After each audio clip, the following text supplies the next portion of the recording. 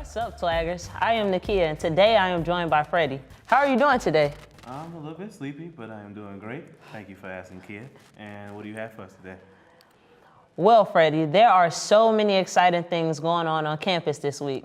First things first, have you registered for spring yet? Spring registration has opened on October 20th, so don't forget if you haven't already.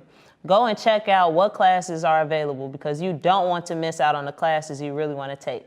So go on your GSU portal and register. Classes are going quick. Yes, they are. And I know I am. I definitely am registering this week. And in other news, on Wednesday, October 25th from 8 a.m. to 11 a.m., there will be a student, club, and organization information event held in A2150. So if you have any questions or have been interested in what clubs and organizations there are on campus, this is your chance to gather information and possibly become a part of a team.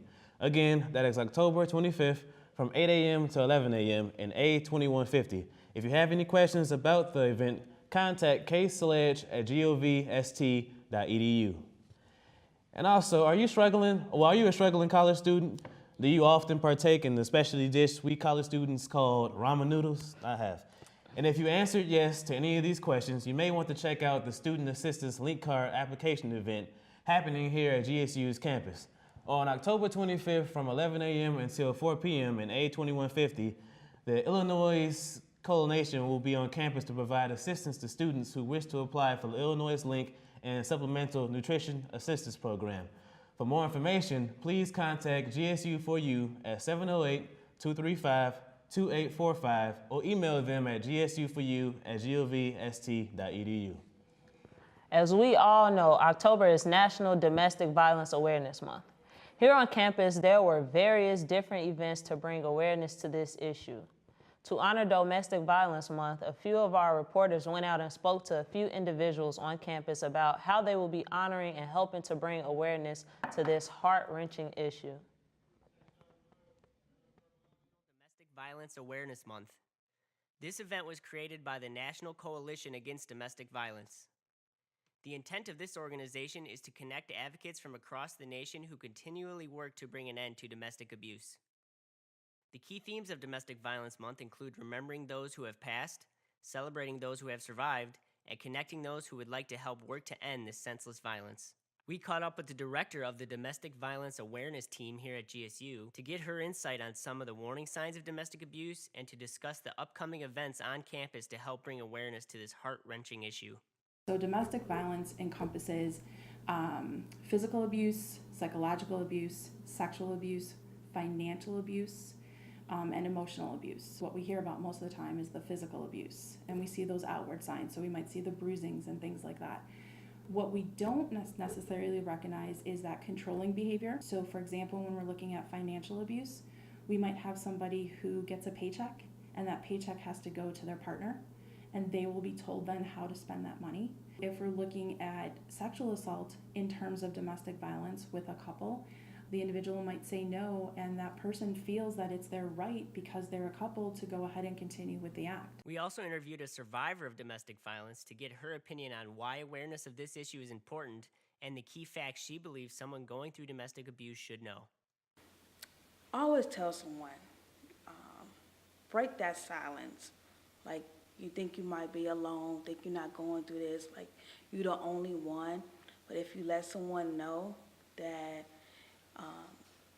you need help, it might be a different person who you wouldn't expect to help you would reach out and help you.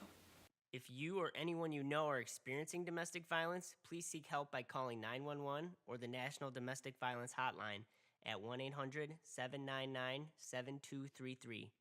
For more information, please visit online at domesticviolenceawarenessproject.org.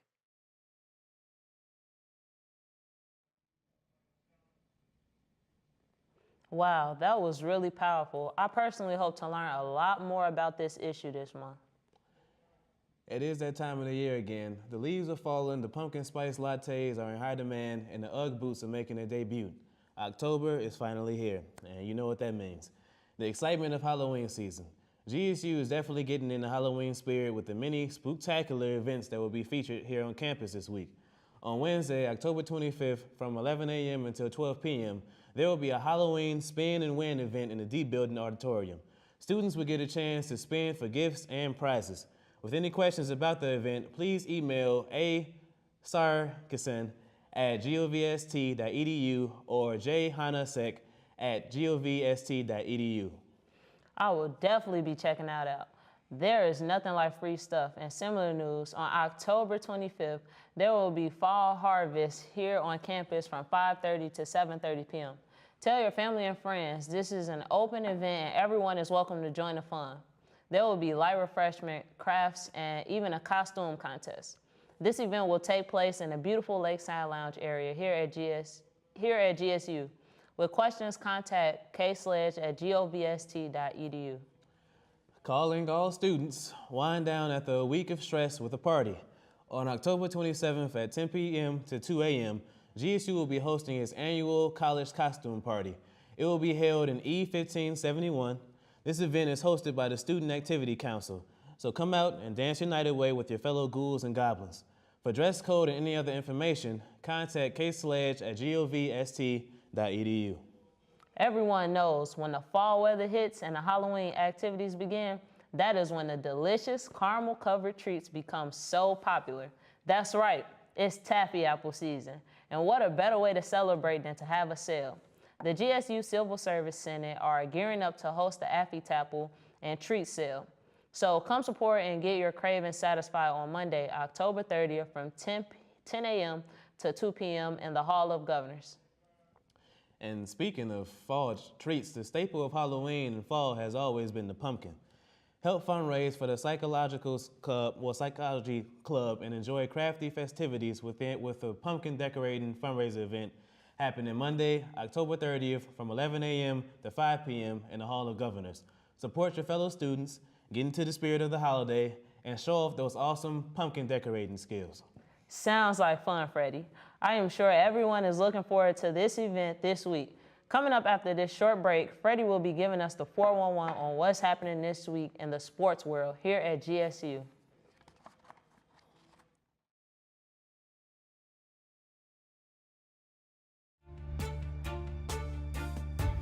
It sees beyond the darkness and moves with silent contemplation.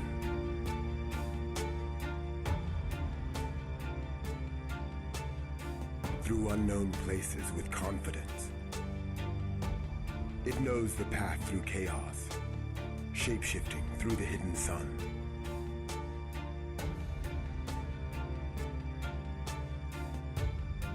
And when the time comes, it reaches out and conquers all.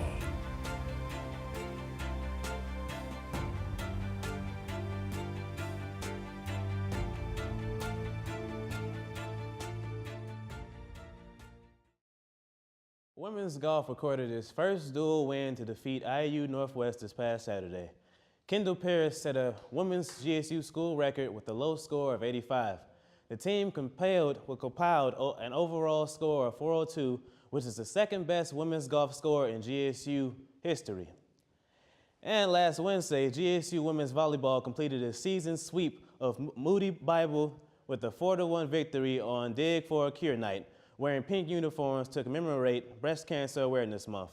After playing 13 matches in just 18 days, the girls have a week off before hosting arch rival IU Northwest this Thursday at 7 p.m. And Jaguars Unite. This weekend, the GSU men's and women's basketball season kicks off with a home opener this Friday night at 7 p.m. for men and this Saturday at 1 p.m. for women. Now we'll take an inside look into some of the players' training sessions and thoughts on the upcoming GSU season. Time to pull out your orange colors and show off some Jaguar school pride. Basketball season is finally here. This weekend marks the beginning of what looks to be a very promising season for both the men's and women's basketball squads. We caught up with a couple of players to give us a behind-the-scenes look into the training, discipline, and dedication it takes to become a GSU basketball Jaguar. Help them lead and pretty much be a leader on the court and off the court, and just show them that I have something for them and for the coaches. We also interviewed another player from the women's basketball team to get her perspective on the upcoming season. Everybody was just welcoming, the team was welcoming. We both have like fun personalities, so people on the team have fun personalities. Coach Margot was involved with us. The head coach was involved with us. Everybody was just so involved with us. They cared. They have team activities. You know, it's all about team first. You know, rather than winning. I felt like they wanted a family first. These teams would love to see you come out, make some noise, and show your support for the GSU Jaguars. Once again, the home opener is this Friday at 7 for men's basketball and this Saturday at 1 for women's. To check out the entire basketball schedule or to find out more information about GSU sports and players, please visit www.gsujaguars.com. Well, it sounds like it's going to be a successful season for both basketball squads this year. Up next, Nekia will be sitting down with Yevette Brown.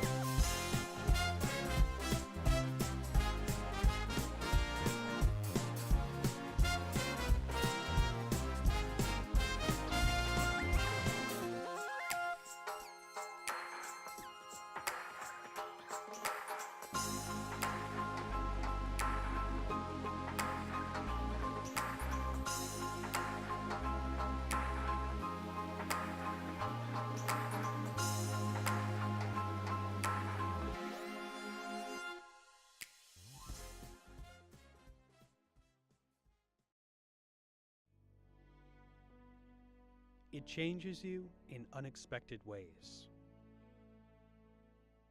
It spans generations and shapes the future of our children, our society, and the world. Create a message and change our future. Respond to violence.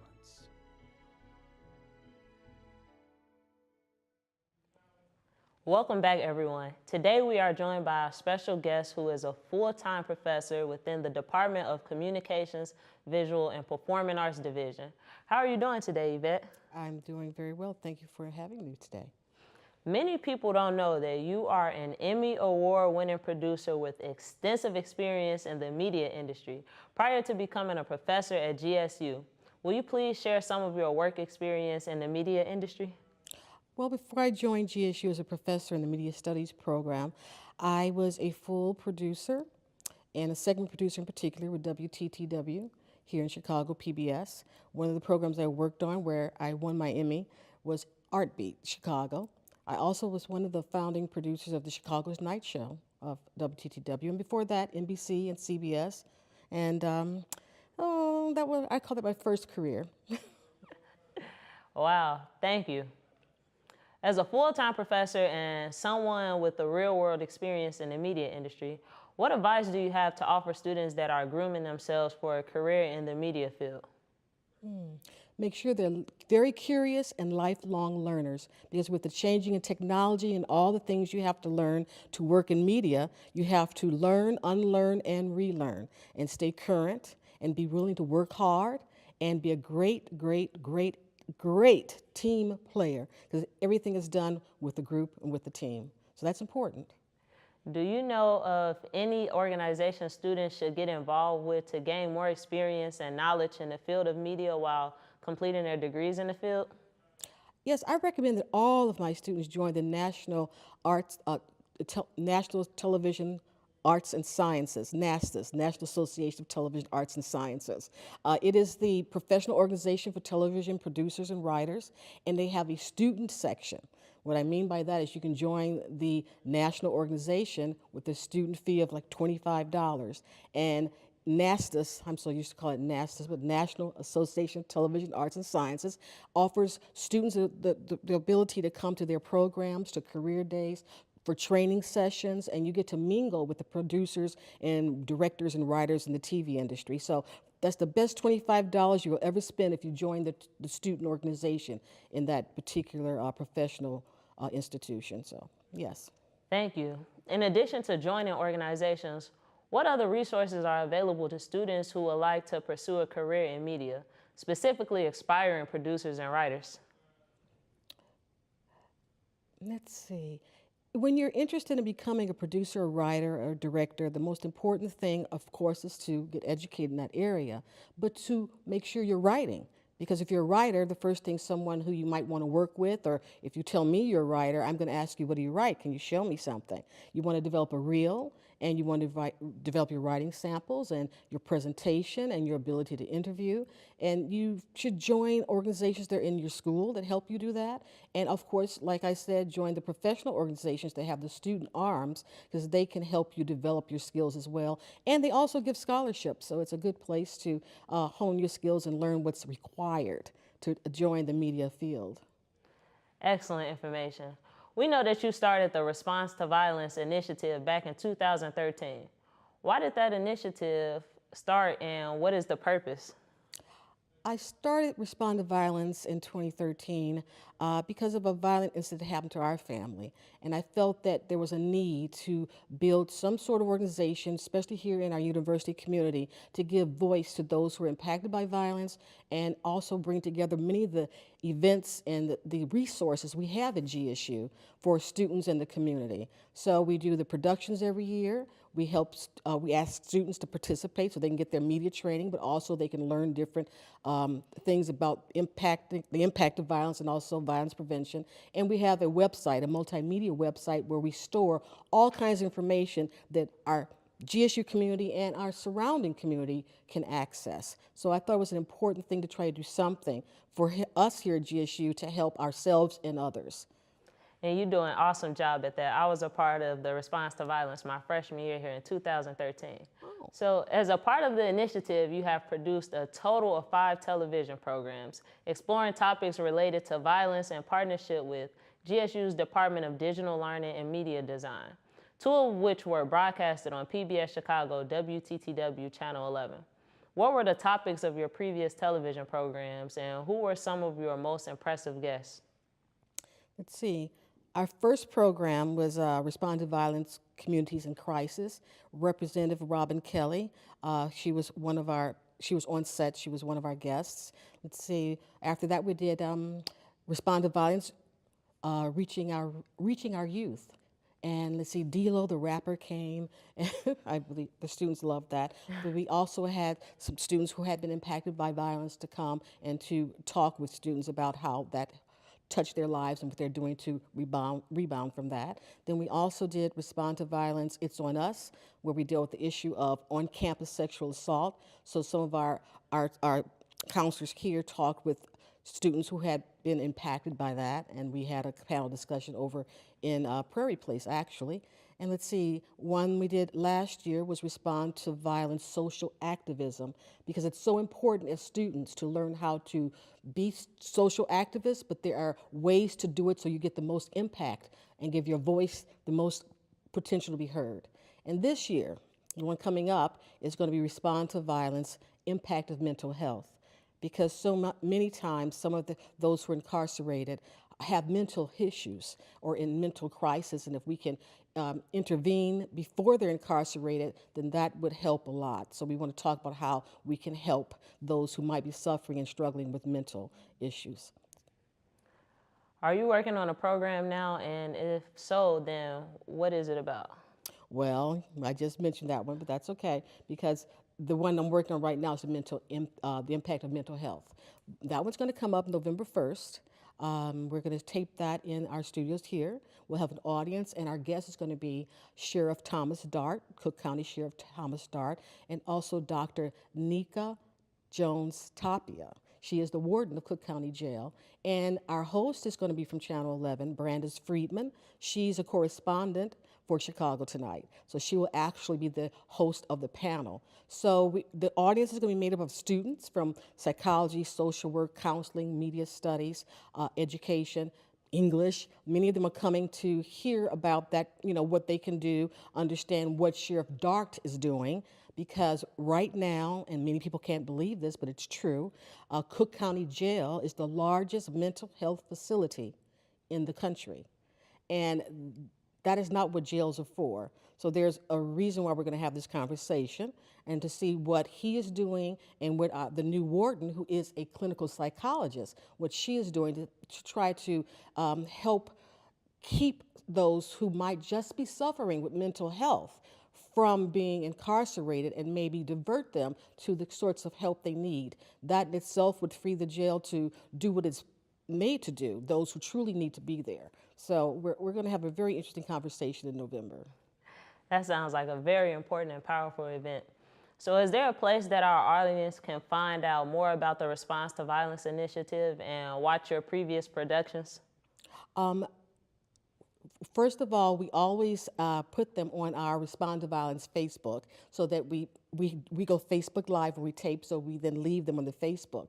But they also live, or we call it they live or they're housed on our website, which is respondtoviolence.com. And if you go to respondtoviolence.com, we have an archive. You can see all the past shows that I just mentioned, as well as the one that's going to be taped and placed there in November. Thank you. Is there anything that you would like to add?